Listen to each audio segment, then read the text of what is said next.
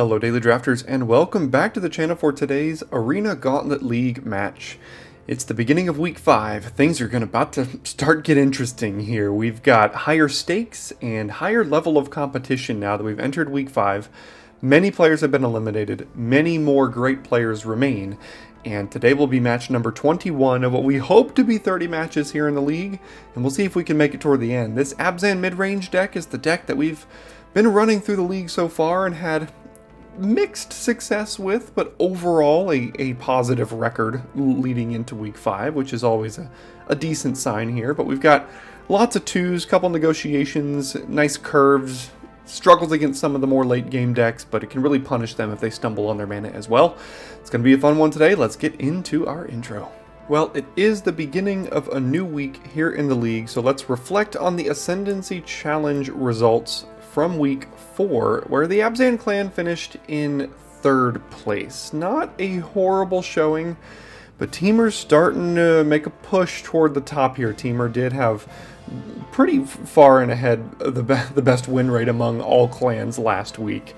And the Con8 Games side events last week were a little bit of brawl brewing. There were some deck building restrictions and things. I didn't participate in this event, so I didn't keep too close tabs on exactly what went down, but Jeskai ran away with it. They placed 3 in the top 4 of the entire event, of which every clan sent 8 members, and Abzan, we did get at least some points. We got 8 points in the Brawl event. Teamer 23, Mardu 14, and Sultai are not brawlers. So if you add up all the points for the first 4 weeks, this is where it currently stands. Abzan has fallen behind Teamer by quite a bit. Jeskai even farther behind. Mathematically, Jeskai is still alive, very unlikely, and mathematically we still are alive. We basically have to beat Teamer by 2 or 3 positions on the adjusted win rate chart for week 5. It's gonna be tough, but we've got a chance at the number 1 spot at the end of next week.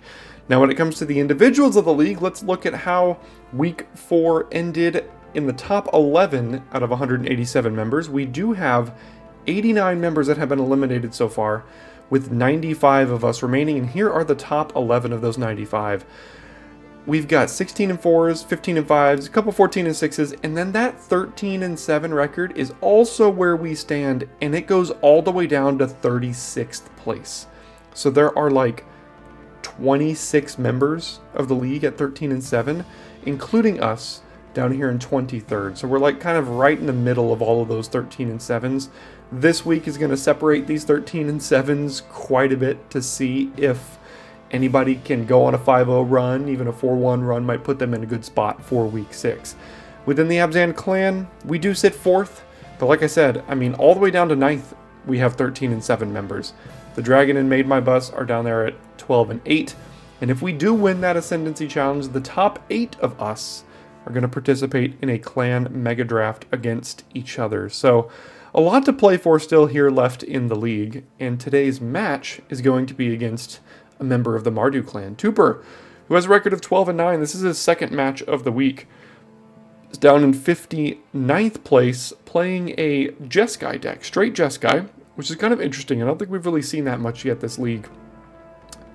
His lifetime AGL record is 24 and 20 with a win percentage just north of 54%, and ours has eclipsed the 57% with our last win at 73 and 55 here. So if you go to the badges, we do have that top 8 badge from the Foundations League, but Tuper doesn't have a badge just yet. But if you're playing in week 5 of these leagues, you are a competitive player, and who knows what could happen here. So it's going to be a tough match here today, as will the rest of the matches for the rest of this league. Hopefully 10 left if we can get there, but let's start with today. See you in game 1. Alright, we get to go first here today with an incredibly busted hand that has no lands. So we obviously have to send that one back. And, gosh, it's going to have to work, but it's a bit awkward. So I think I put back either the Initiate or the Ancestor here. I think I'll put back the Initiate. I've got the Voice on 2 mana. It just depends on how fast of a start our opponent's going to get off to here. And if we can draw an untapped land, no turn 1, no turn 2 play from us. That's really never where you want to be in this deck, and we'll see where we can end up here. Jeskai Elder with Prowess. Alright, well, I think we need to be mana efficient and play a Pack Beast. Skyrider is also potentially an option there. It's close. Still no black, so can't do either of these things. Let's see if there are some Molten Exhales. There are 2. And there's one of them. Alright.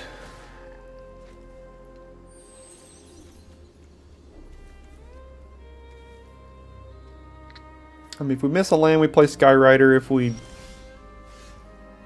Yeah, I think it's still got to be Skyrider. You really want to double spell with the Sage of the Skies, even if it has lifelink. Maybe we can set up a turn where we voice into Sage of the Skies. That would require 2 more mana. And we are already off to such a bad start for this deck, particularly here. That thing has reach, so we can't really attack.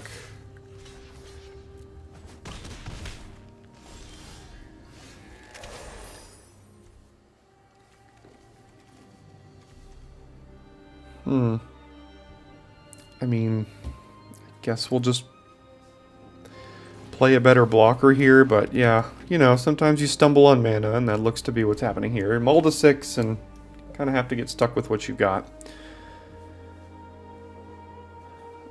It's not quite over, but it's not looking great. They are quite the aggressive deck. I don't know if this works out well or not for us.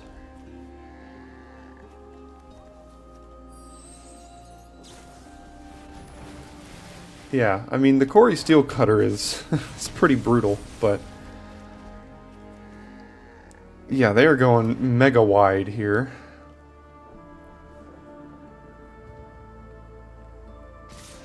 Yeah, that makes sense. So, I mean, I guess I could double block, but then I take 1, 2, 3, 4, 5, 6, 7 points of damage, and...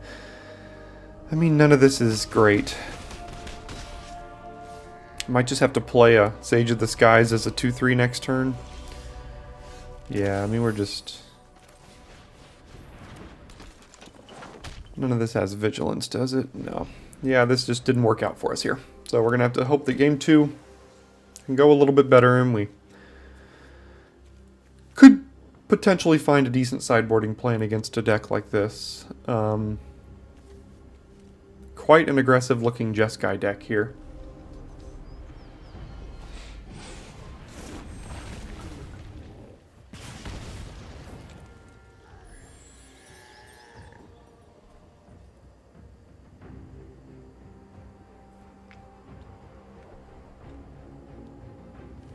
I mean, if we find exactly a swamp and we can start putting counters on our team and this thing has lifelink and can start getting bigger, I mean, maybe we could find our way back into it, but... Yeah, and it has haste now.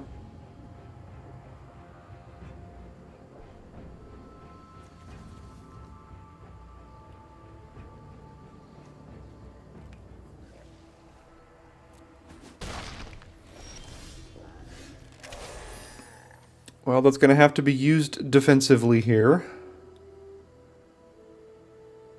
I guess I can attack with Sage of the Skies and then tap down the Stormbrood and the Elder, probably.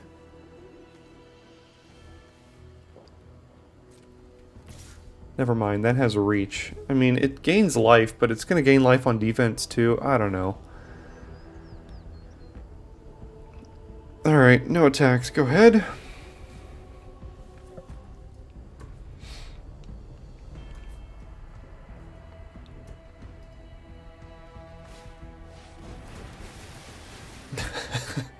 The amount of triggers that just happened are ridiculous.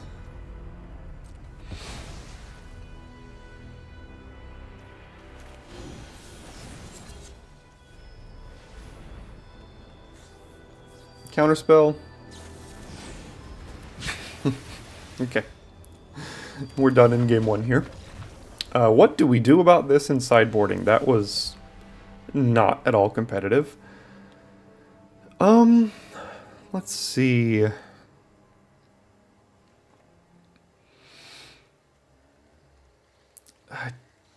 looking from a glance, I'm not exactly sure.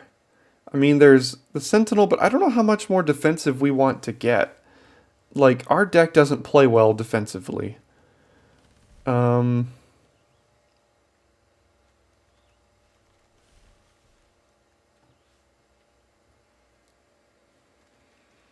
mean, we can bring in something like the Heritage Reclamation for the Corey Steel Cutter. Gosh, there are so many rares in these pools now that we're in week 5. There's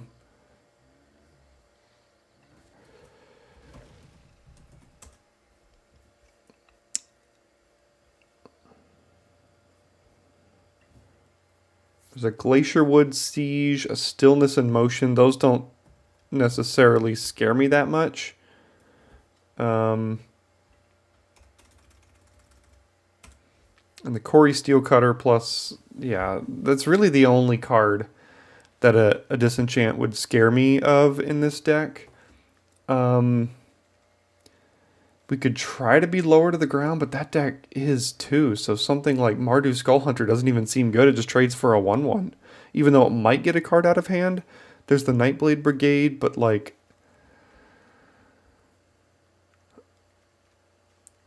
I mean, I think our deck is fine against this matchup. It's just, obviously, we didn't really get to play that game. So... I don't really see a reason to sideboard much in here. Could try to bring the curve lower to just not die. I don't think I need to remove any of these 4s. Maybe this Bodyguard isn't gonna be what we're looking for, and I could just bring in like just like the other Krumar Initiate maybe. All the 3s look pretty good. Yeah, I think our matchup is fine here, so I'm going to give this one a try and see if we have any better luck with our opening hand here. Well, we're close. I mean, we have 4 black cards and no black mana, but we do have one of our best green cards. This hand is basically saying, I'm not doing anything till turn 3, and I play a Warden of the Grove, and then you kill it with a Molten Exhale, and then I potentially can't play the rest of the game. Now, if I draw a Swamp off the top of the deck, it's, like, really good, but can't guarantee that'll happen. So,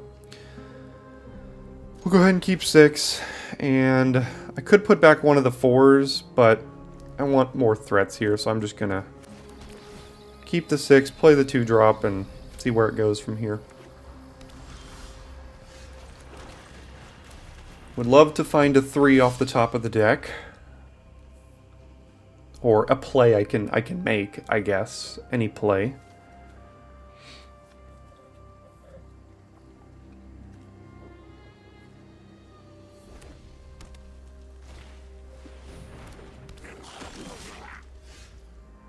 That's something. So I think I'm just going to bluff attack here with full control. As it does have prowess. Oops. And then just play the Initiate here. And then next turn, we'll see if something dies here or not.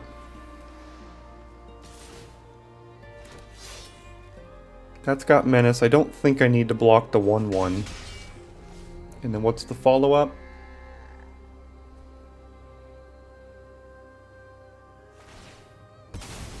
Holding up Molten Exhale? Okay, so that means I probably need to play the Host of the Hereafter here.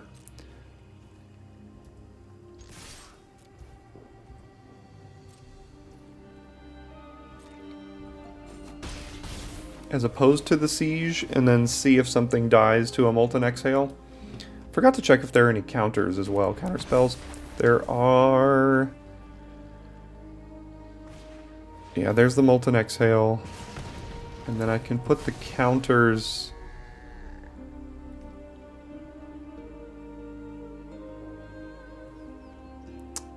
here, I guess? Because this can threaten to make more creatures here?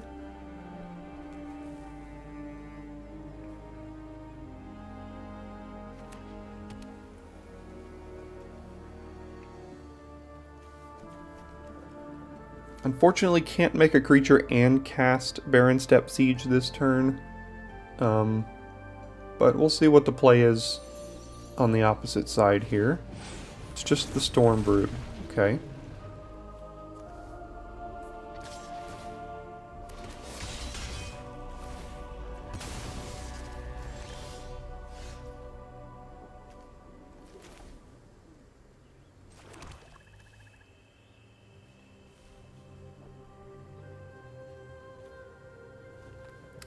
Interesting. I could play this, give it prowess and lifelink, but I could also make a 1/1 and then flash in the Ancestor. Attack for 4 here.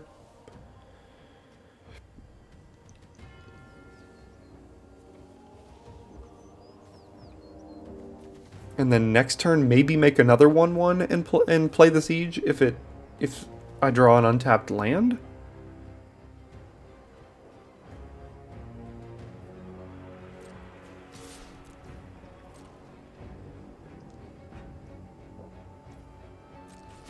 Can't hold up the indestructible activation here, but I think that's okay. So let's make the 1/1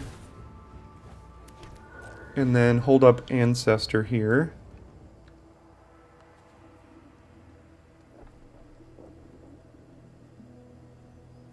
I could potentially flash it in and double block the Shock Brigade. I don't know if that's something I want to do.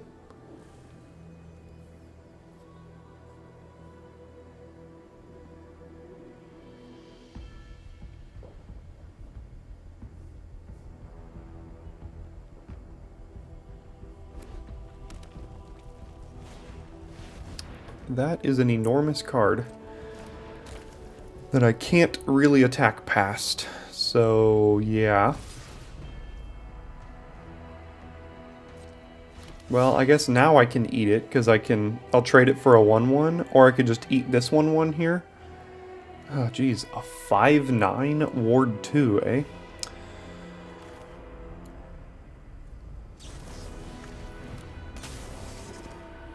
Do I want to trade it for the 1/1?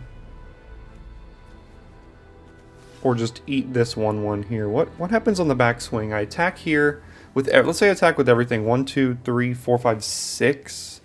Sacrifice it, doesn't get any buff, so it's not really close to lethal or anything. The counters sticking around are probably pretty good. So let me go ahead and just eat it here. Huh. That goes wide, which is pretty good. I just...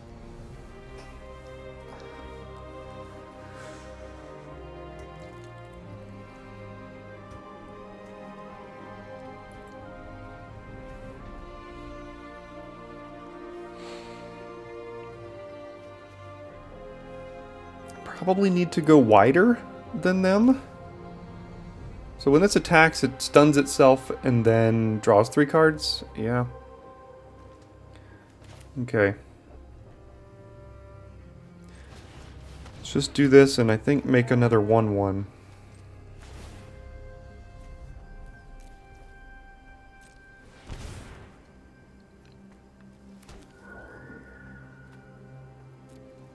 Don't really have any attacks because of the stupid 5/9.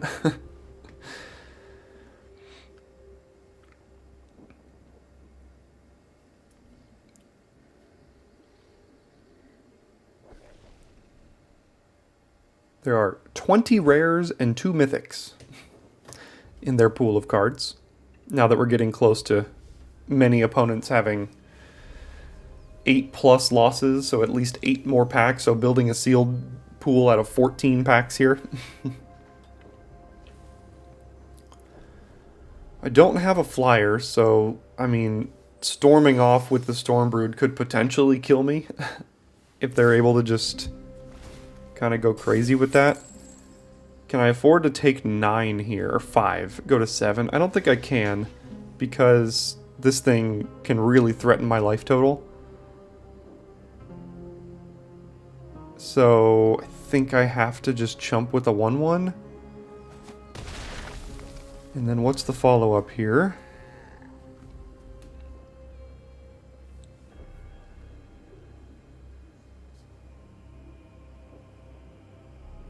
There's an Abhorrent Oculus in this pool.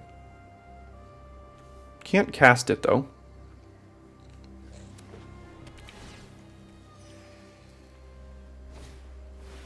There's also an... I forgot to mention, there's also a Naga Fleshcrafter, if you were wondering. That's busted.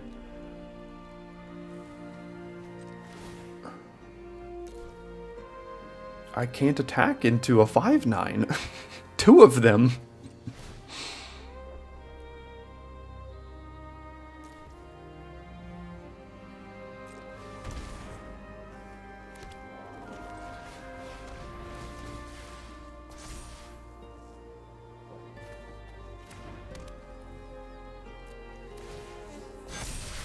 I mean, my creatures can get bigger, but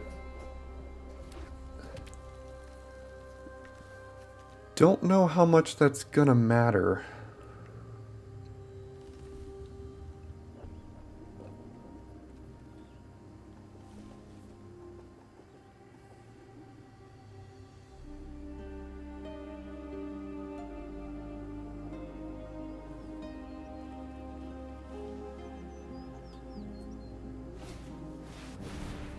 War effort? I mean, this is just going to hit me for a ton as well. Do they have some sort of combat trick that could finish this off here? Potentially. Let's see. Oh gosh. I'm chumping, so then I could do like this.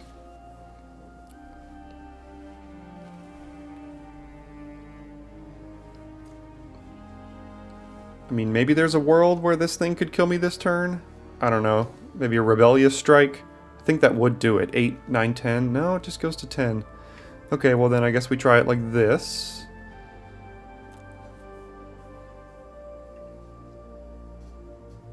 Maybe there's 2 instants? I don't know. Turn Inside Out is in the pool. Feat of Resistance. Lightfoot Technique. There's probably a way I'm dead here.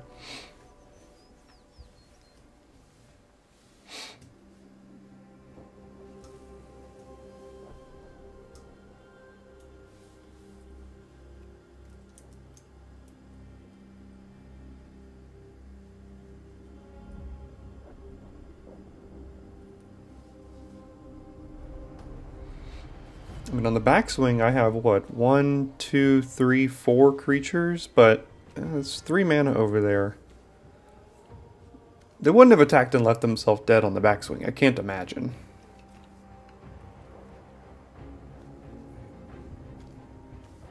If I draw a non-creature spell, I can get lifelink, which might save me, considering these turtles have stun counters on them. And if I was dead, I'm sure he would have figured out the line by this point, so I'm probably not dead.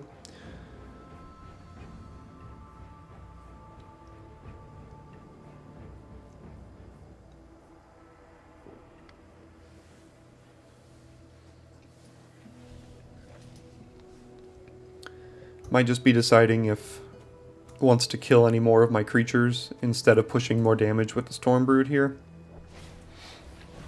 Okay, down goes that creature, and do you have the Turn Inside Out? No? Alright. And what's the follow-up?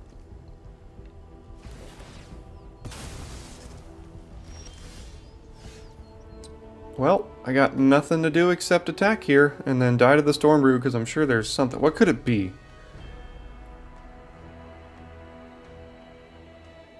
Wild Slash, but that doesn't kill it. Let's see, 6, 7, 8, 9, 10. Yeah, that wouldn't do anything, so... Guess we just... Wait. We got it? Wow. Okay. Yeah. Sure. Kinda crazy, but we'll take that. Alright, on the draw for game 3. Okay, I did not expect that. What can I do about that turtle? literally nothing?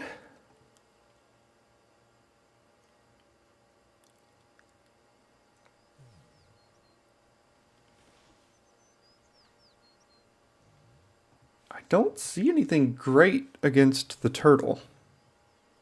I mean, Sleeper Dart, but that card's horrible.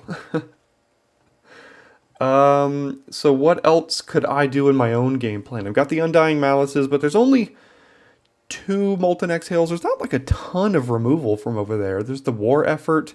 That is actually something that might be worth trying to kill with something like Heritage Reclamation. That plus the Quarry Steel Cutter, but the Steel Cutter like kind of does its job. There's also the Undergrowth Leopard, I guess. So maybe, what if we did something like brought in, I don't want to ruin my mana too much here. So did something like this to start. And then I don't think we need I think the Leopard's a better removal spell than the Reclamation. Although, they does have the Naga Fleshcrafter, which the Reclamation could be really good against out of the graveyard.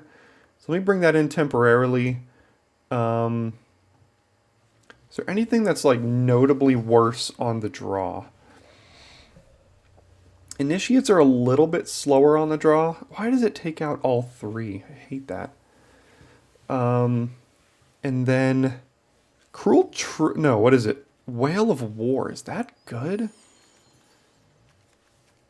I mean, it is against things like War Effort and stuff. Maybe against the monks that are constantly created. I don't think that's good enough.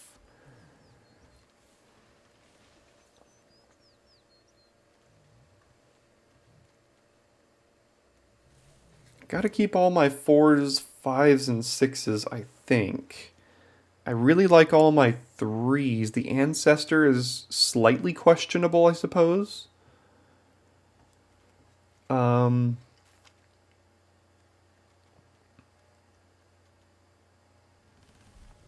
I want to keep the 2s. The Initiates are what I keep coming back to just a little bit. The Strategic Betrayal is probably pretty bad against this deck now that I think about it as well. So if I go up to, what is that, 1, 2, 3, 4, 5, 6, 7 green sources now, adding 2 green cards, 1, 2, 3, 4, 5, 6 green cards, it's probably not quite enough. Is there a way to maybe fit in the Grimoire Initiates did do some good work in those games though, going wide. Like maybe fit in an Abzan Devotee over, I don't know what.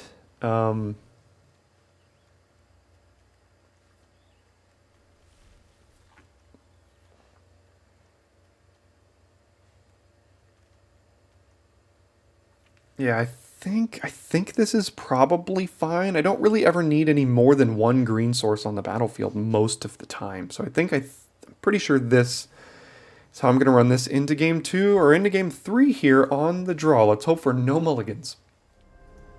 Well, it looks like we unfortunately could not avoid 3 mulligans in this matchup. I just don't think we can keep this. I mean, we have no guarantee to cast any card in our hand, and if we miss lands, then we're not playing a game. So let's send it back and get a worse hand.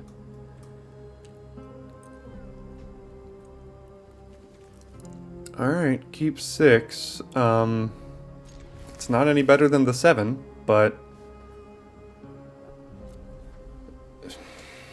maybe we draw ourselves out of it, I guess. Okay, 2 shots at a land here now for Warden. And then 1 time it doesn't die, please. Shock Brigade on 2. Got a land, still no black. But we've got the Warden, and then they will have had 2 turns to kill it, basically. Well, it depends on what they do here. Then they might only have 1 turn to kill it.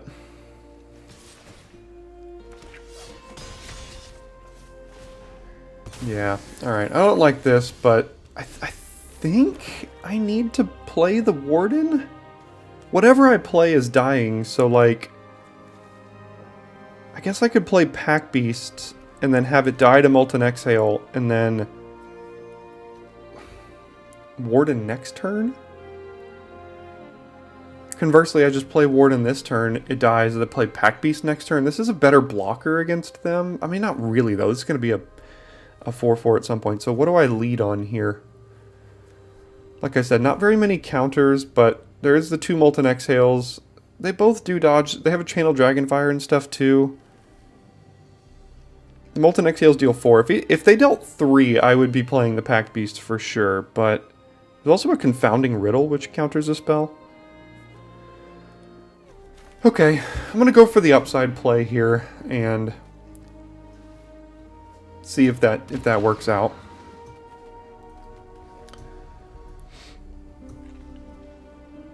It did not, but we kind of knew that would happen. Oh, it's throwing snowballs. Yeah, so whatever I played was going to die there.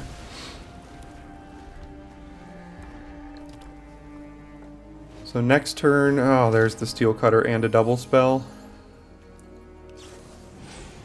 Yeah, that's tough. The Steel Cutter's tough. I don't have the enchantment removal or artifact removal in my hand here. So we play Pack Beast and hope it's good enough, really, to just block. It's brutal having to mulligan in all 3 games and our opponent not mulliganing in any of the 3 games, but, you know. There's the other one.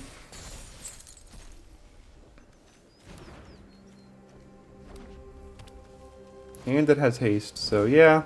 On the draw, mulligan to 6, slow hand, and we lose. Brutal beats, but yeah, they happen. So, block here, 1, 2, 3, 4, 5, 6. Just kill it, and then end my life. Yeah, so take the L, and did what we could. Shuffler didn't like us today. Well, it's always not as fun to not really get to play the match and then lose anyway. I mean, we did steal game 2 there, but had to mulligan every single game, and it's just really hard to come out on top if you have to do that. You mulligan and they don't on every single match there. So we fall from 13-7 all the way down to 38th place to 13-8 because we fall underneath those 36 members that were at 13-7 there. So all the way down to 38. Realistically, to top 8, we have to go 9-0 from here on out. Probably not going to happen, but I will put up the best fighting chance I've got. 8-1 might get us there, so we'll do the best we can. Within the Abzan clan, we've fallen out of the top 8, all the way down in 10th now, because we've got all those members at 13-7. So we're taking a tumble here in this league. Started out hot, and as I've kind of predicted over the course of the last weeks, we are falling rapidly. Now, we do get a comeback pack to help us, and here's the first one that we're presented with. Pretty horrible. I mean, there's basically nothing in it I would want to put in my deck. Like, at all. Chief of the Edge, Tuskguard Captain. There's a bunch of Outlast creatures, but Outlast is just not good enough in Modern Limited. That was a set from 2010 or whatever. The mechanic doesn't really hold up. So our second Tarkir Reforged pack, I think actually is a little bit better. We've got a lot of black-green cards. Rakshasa Death Dealer, Winding Constrictor. Then we've got some Abzan with Abzan Charm, Armament Core, Deadly Visit, Planar Disruption. There's actually some stuff here we could consider. So I did go ahead and choose the second of these comeback packs to add to my pool of cards. So here are the cards I brought in, and before I actually got into this portion of the deck build here, I did take an entire look at the pool and see if there's like a straight Abzan deck we could figure out with all the fixing we have, because there is a Blossoming Sands I'm not even running in here. And I just think we're giving up too much of the consistency of like Descendant on 1, a lot of these white 2-drops on 2. I just think that, not that we had any consistency in that game or in this match that we just played, but I think the ability for our deck to be consistent in the lower part of the curve is, I think, what gives it its what's it called, its power. But as soon as we start trying to play more tap lands and play into the later part of the game, we're playing against cards that are just much too good for our aggressive kind of early 2 and 3 drop deck here. So these are the cards that I brought in from my pack here, and the extra planar disruption I think is probably going to make the cut. I thought about the Death Dealer, and like I said, in the full Abzan, I don't think it's really going to work in the build that we currently have. And same with Winding Constrictor. There are some counter things happening in our pool here, but I just don't think it's optimized. Now, the Abzan Charm, I think, is a card we could fit in pretty easily here. The Armament Core is also relatively interesting. I think it's a card I'd like to try to fit in. A 5-mana 4/4. Could be a 5-mana 6/6, or put counters on smaller things to help them get in. So I think I'm going to try to keep that. And then the Deadly Visit, I think it's just a little on the expensive side for what we're trying to do. So I'm going to throw that into the sideboard here. I've noticed that... Alright, get out of there. I've noticed that I think I might actually want one more black source here. We've had a lot of non-black hands. We have 9, 10, 11, 12, 13, 14 white, and I guess technically 11 black. But it's...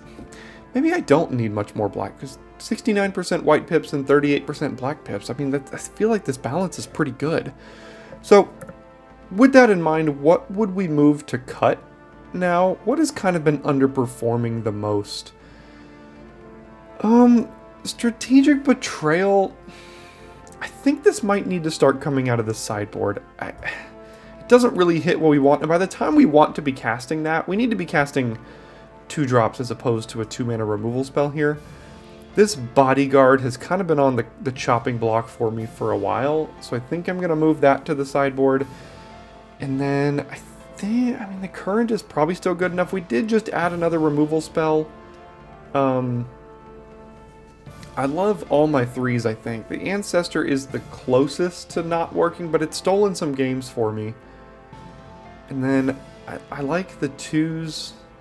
I mean, this Dawnbreaker has been slightly underwhelming. If we're casting this for 5 mana, our opponents are casting better things for 5 mana. So we could place one 5-mana card for another 5-mana card, I guess. And then what do we have? 1, 2, 3, 4, 5, 6 green cards now for 1, 2, 3, 4, 5, 6 green sources. But we really only need one of those green sources at any point to make these cards castable. So, I mean, I think this is probably the best version of the deck that I've got here. So this is what I'm going to give an attempt in going forward for the rest of week 5. So, tough loss today to start off the week, but let's see if we can rally and get a 4-1 this week. Thanks for tuning in today. I'll see you tomorrow for your Arena Gauntlet League match.